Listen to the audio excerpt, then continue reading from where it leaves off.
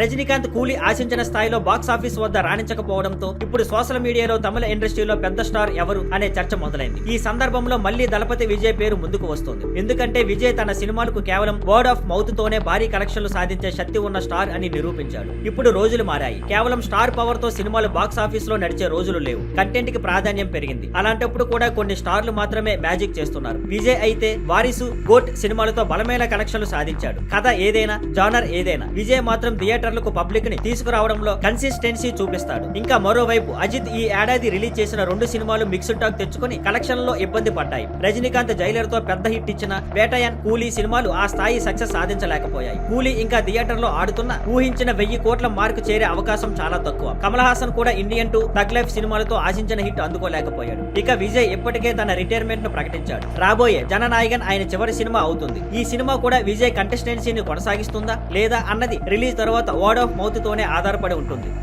Thank you for watching. Please like, share and subscribe.